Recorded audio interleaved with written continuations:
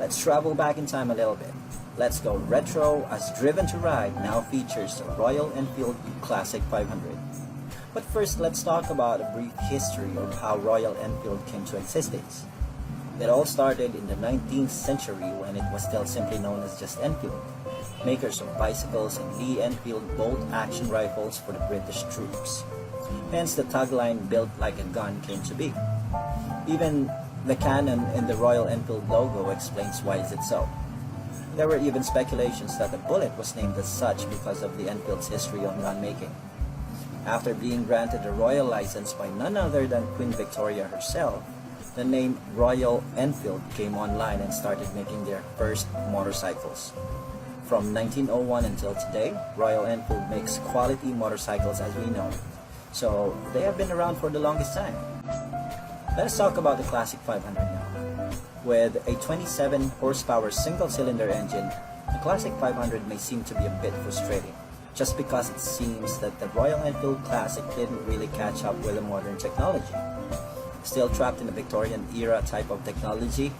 Yes, that is what this bike is all about. You will be surprised that upon sitting on this bike, you won't have the usual high-tech controls that you can find in other big bikes out there. It's all analog.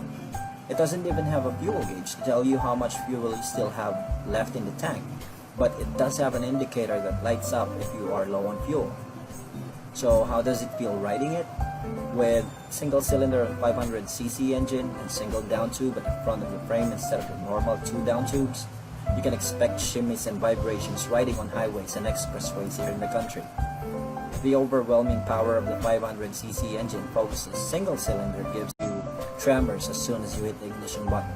But hey, that is part of the engine's character.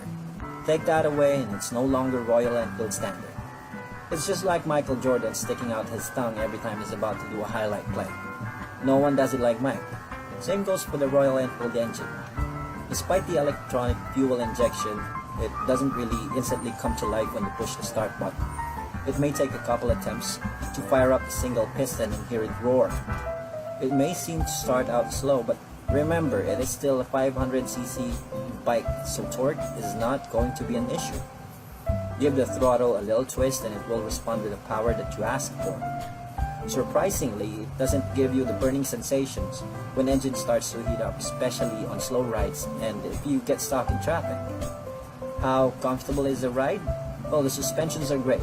Telescopic forks for the front and twin gas charged shock absorbers for the rear will give you a very comfortable ride, except of course for the vibrations. The braking system also works perfectly. No sudden jerks even on abrupt stops, having disc brake for the front and the drum on the rear. Slight tap of your foot on the pedal and you can feel the brakes engaging, giving you a smooth stop. It's quite a heavy bike at 412 pounds. Well, it's built with top-heavy metal, so it's quite sturdy compared to other big bikes out there.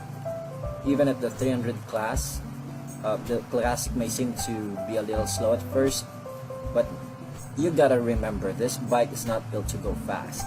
It will give you a nostalgic feeling, and you may feel that you're riding a very old motorcycle but still works and purrs like a kid. Will I want one? If I'm looking for speed, I will not have the Classic 500 as an option. But for class and easy ride, definitely Royal Enfield Classic 500 is on top of my list. So there you have it guys, the Royal Enfield Classic